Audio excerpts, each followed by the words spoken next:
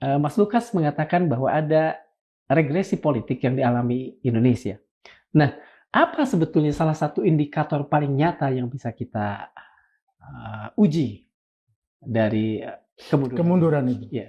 Ya, kemunduran kan gini, yang paling jelas adalah reformasi adalah respon masyarakat, respon rakyat pada situasi Indonesia di era 32 tahun kekuasaan Soeharto. Ya. Orde Baru. Ya. Yang kekuasaan yang sangat kental bernuansa negara integralistik. Iya, betul. Negara yang seperti Leviathan. Negara yang terlalu kuat. Betul. Sulurnya menjalan sana kemari. Jadi rakyat dikontrol, rakyat diawasi. Jadi negara punya aparatus seperti Big Brother dalam kisah George Orwell. 1984. Ya. Jadi itu kan tipikal negara-negara fasis atau komunis, negara-negara otoriter bahkan totaliter. Betul. Jadi negara itu menjadi Leviathan ya dalam konsep filsuf Thomas Hobbes. Ya.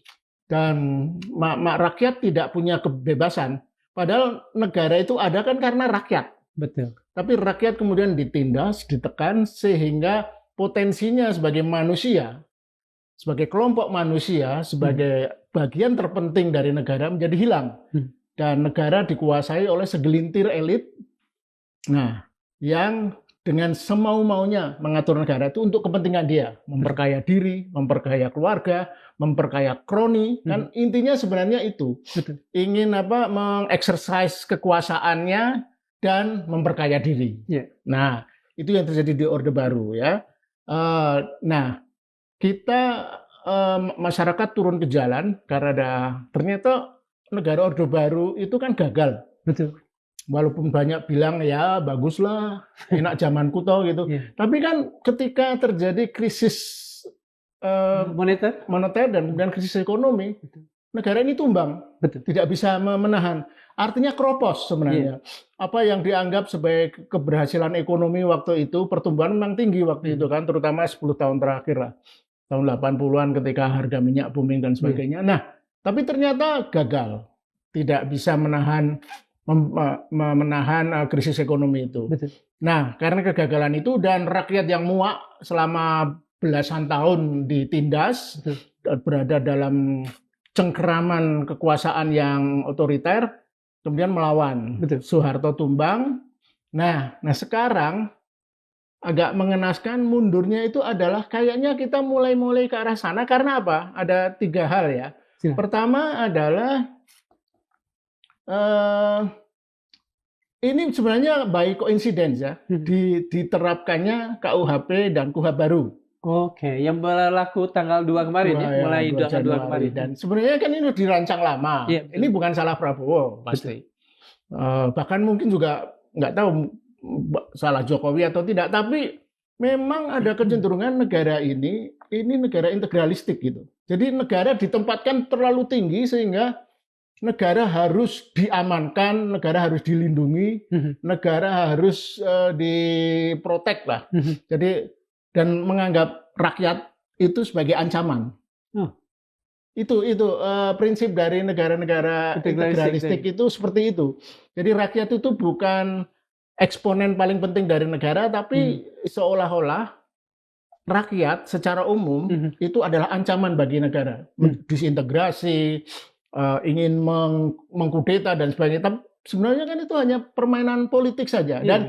Dan itu kan tinggalan era-era fasisme memang. Era-era ideologi komunisme, fasisme, dan bahkan monarki mungkin ya. Sisa-sisa monarki di mana satu-satunya cara suksesi kepemimpinan itu harus dilakukan dengan cara itu ya, kekerasan. Nah, ketika kemudian reformasi kita mengadopsi sistem demokrasi, di mana untuk menjamin bahwa suksesi kenegaraan itu harus elegan, harus melalui pemilihan, yang di mana rakyat memilih siapa yang pantas untuk menjadi administratur ya. Sebenarnya bukan pemimpin juga kan. Politikus kan bukan pemimpin, tapi orang yang dipercaya digaji Untuk menata lah ya, untuk memanage. memanage betul. Ya, mengelola negara ini agar teratur dan sebagainya, agar berjalan sesuai amanat konstitusi. Betul. Itu yang pertama ya, penerapan KUHP dan KUHP. Yang kedua kan kita juga belum lama ini mengesahkan Undang-Undang TNI Oke, iya. beberapa Betul. bulan lalu ya. Dan Polri ya, Polri Ya. juga kan? Polri belum. Oh belum ya, oke. Masih. Betul. Tapi nanti Polri yang ketiga ya. Yang TNI ini juga kemudian kan kemarin ada juga unjuk rasa besar melawan itu kan. Agustus lah ya. Ya. Dan bukan Agustus. Kalau Agustus Agustus ya? soal lain itu. Oh iya. Seperti itu. Betul. Nggak sampai demo besar, tetapi RUU TNI memancing kontroversi yang luar biasa besar. Dan paling konyol adalah ketika ada unjuk rasa atau protes keras, dianggap itu permainan geng Solo yang menolak. Itu. Nah, intinya adalah RUU TNI ini kan kemarin dianggap ingin mengembalikan dui fungsi TNI. Betul. Ya, saya rasa walaupun tentu secara faktual tidak persis era dui fungsi dulu, tetapi memang ada aroma itulah. Jiwanya mungkin nggak jauh-jauh banget lah. Iya, semangatnya sama. Semangatnya sama, betul. Dan lebih parah lagi adalah faktual. Ya. Bagaimana sekarang posisi-posisi strategis dikuasai oleh TNI. Itu kan indikasi kuat ya. Iya, betul. Setelah sekian banyak dikuasai polisi, dengan menangnya Prabowo, TNI kayak minta jatah nih. Atau mungkin inisiatif Prabowo sendirilah. Iya nih, 10 tahun di era Jokowi, polisi ini merajalela. Iya. TNI tersingkir karena kan ada konsep waktu reformasi ada kembali ke barak. Iya, betul. Nah, sekarang TNI minta jatah. Nah kan cilaka. Ini negara yang mundur itu seperti itu. Ini contoh kedua yang mundur karena gitu. Loh, ini negara ini kok hanya memberi kesempatan orang-orang yang berseragam. Polisi dan TNI itu kan cuma alat. Senjata. Agar tertib, aman. Loh kok sekarang menguasai posisi-posisi penting? Berarti ini mundur ke era Orde Baru satu, yang kedua juga tidak ada lagi kepercayaan kepada masyarakat sipil. Konsep supremasi sipil yang ingin ditegakkan melalui reformasi sekarang mau dilibas. Hampir posisi-posisi penting dikuasai oleh polisi atau TNI. Dan dua lembaga ini kan ya kita tahu lah, sama-sama tahu tidak akur kan sebenarnya. Karena era 10 tahun di era Jokowi ini polisi begitu dianak emaskan. Nah ini kan bahaya. Nah ini kemunduran yang kedua. Kemunduran yang ketiga itu menurut saya kerusakan sistemik dan kerusakan kultural bernegara di era Jokowi. Nah ini murni kesalahan Jokowi ini yang terakhir ini. Artinya yang saya sebut kesalahannya adalah sistem meritokrasi dilibas menjadi sistem psikopansi, penjilat, psikopan. Jadi kalau kamu ingin mendaki, melompat secara sosial, pandai-pandailah menjilat dan menjilat Jokowi.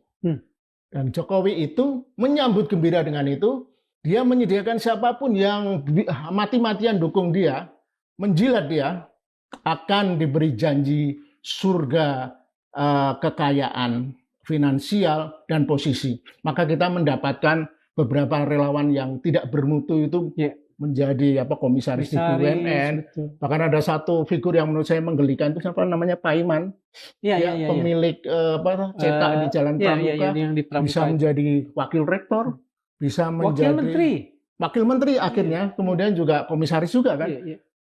Tidak punya kompetensi apa-apa, dan itu bukan hanya 1-2, itu banyak di era Jokowi. Nah, kerusakan Jokowi adalah itu, meritokrasi hilang, psikopensi, penjilatan mengedepan, dan kemudian membenturkan sesama masyarakat. Membenturkan karena begini, relawan-relawan itu muncul ya, agak makin parah kan di era Jokowi. Tapi mestinya Jokowi kalau sedikit punya kecerdasan politik, dia mesti tahu dong bahwa itu nggak betul. Pemilu selesai, relawan tuh mestinya tidak boleh, dia mestinya bisa dengan tegas, jangan lagi bubarkan tuh kalau perlu. Kalau dia kan enggak, relawan itu disusui. Karena kenapa? Karena Jokowi tidak punya partai. dia mengandalkan itu, walaupun belakangan kemudian dia membeli partai kan, PSI. PSI. Nah, karena dia bisa survive hanya didukung oleh relawan-relawan yang sebenarnya kita civil society yang tahu situasi itu, tahu benar bahwa relawan ini sebenarnya tong kosong sebenarnya. Bubble ya. Sekelompok orang mendeklarasikan nama, paling minimal 10-15 orang, seolah-olah buka cabang bla bla bla, dan dia bisa mengorganisir apa pertemuan, dan pertemuan bisa diorganisir tentu saja karena ada logistik, logistik politik. Dan kemudian kita tahu Jokowi ini sukses